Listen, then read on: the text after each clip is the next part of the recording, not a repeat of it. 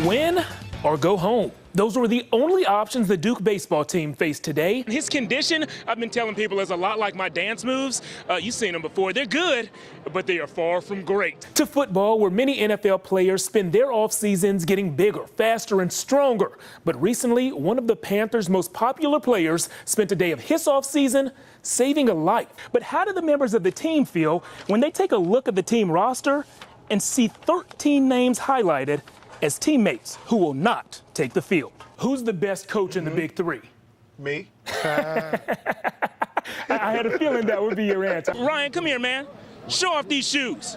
Look at that. Whoa. Look at that. If you didn't think the Tar Heels were going to win, you should know they had their good luck charm right there. You know how they say when it rains, it pours? Well, based off of what we've seen, the Tar Heels are nearing monsoon season in Chapel Hill. Of your friends and family members, who's going to be so excited for you, so moved that they might shed a tear or two? My sister. Today was the day.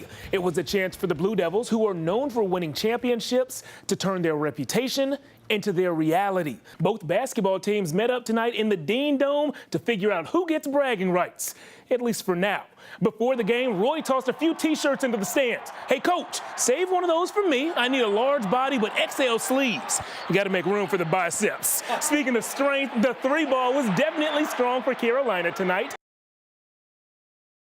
It is officially time. It's time you meet the inspirational and talented people from right here in Raleigh who play a sport called bocce. Bocce is a precision sport similar to curling or shuffleboard, and it's gaining tons of popularity among athletes with disabilities because bocce can be played by people of all ability levels. This week, I attended practice with 3 women who are preparing for the U.S. Bocce Nationals, and I learned much more than just how to play.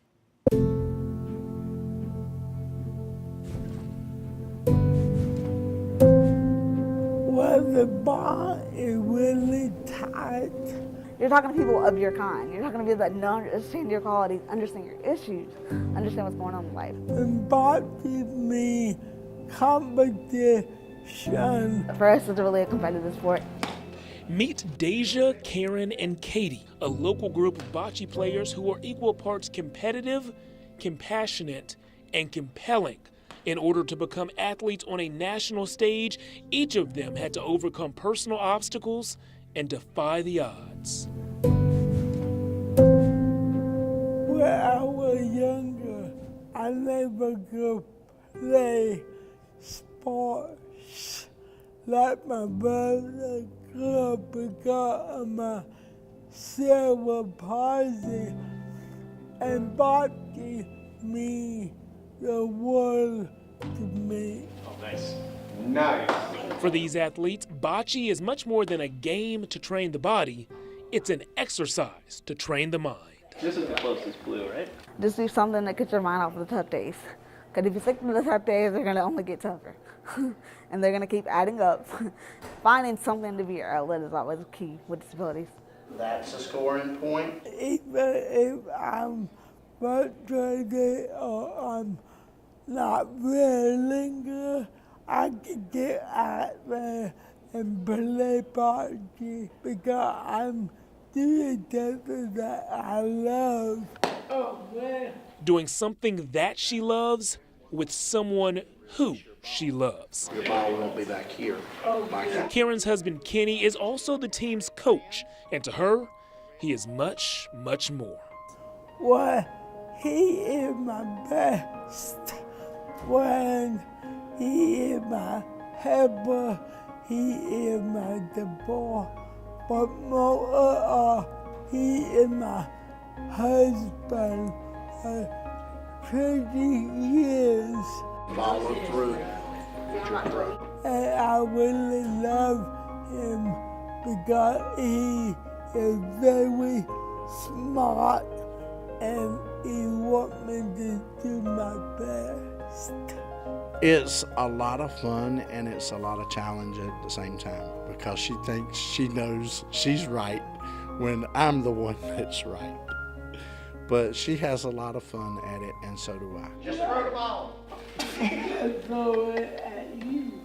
One of the most fun events of the year takes place this week at the U.S. Bocce Nationals, an event that these athletes have circled on their calendars. Nice, David. The goal here would be to get to nationals or do well at nationals. Being able to travel every year to national, I just love and enjoy so much. In addition to talent, skill, and some good coaching, there are also plenty of good attitudes on this team. And one player says she has decades of great parenting to thank for that. I grew up with a positive mom and dad, and they have always told my brother and me to do the best that we can. And as long as we do that, then we will be doing okay in life.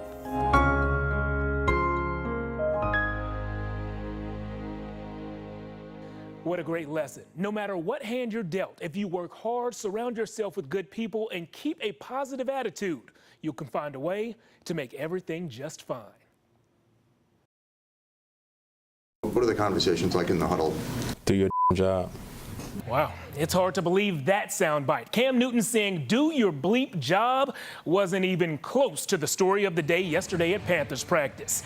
Good morning, I'm Jeff Jones. Following yesterday's Panthers press conference, hundreds of people took to social media calling Cam Newton pathetic, a bonehead, condescending, sexist, disrespectful, ignorant, among other things. If you're wondering what could have caused such a reaction, well, that's a great question. About 6 minutes into Cam's weekly meeting with the media, a beat reporter who has covered the team for over a year asked Cam a specific question about one of the team's wide receivers. The beginning of his answer did not sit well with everyone. Devin Funchess has seemed to really embrace the physicality of his routes and getting those extra yards. Does that give you a little bit of an enjoyment to see him kind of truck sticking people out there? It's funny to hear a female talk about routes. Like, it's funny. I don't know about you, but every time I watch that video, I cringe a little bit. I cringe because I feel bad for the reporter in that moment. I cringe because I believed Cam knew better than to respond in that manner. And I cringe because I know exactly what happened when Cam left the podium. Reports out of Charlotte say the reporter, Jordan Rodriguez, approached Cam to talk about the situation. I imagine she was expecting an apology, but according to her Twitter account, that conversation only made things worse. The Panthers then released a statement saying, in part, Cam regretted using the words he did. The NFL went on to deliver an even stronger statement saying, quote, "The comments are just plain wrong and disrespectful." Plain wrong and disrespectful. Yeah, I think that sums this situation up pretty well. And I know some of you are sitting at home thinking right now, come on, what Cam said wasn't really that bad, was it? Well, let me ask you. Think about something you love and are good at. It could be a hobby like cooking or weightlifting, or it could be something bigger like being a loving spouse or a great parent. Now imagine somebody insinuating that you can't be good at that just because you were born this way or that way, this gender or that gender, this color or that color. How does that feel? I'm willing to bet it feels just plain wrong and disrespectful. I'm curious about your thoughts on Cam's comments. Feel free to let me know on Facebook or Twitter at Jeff Jones Sports.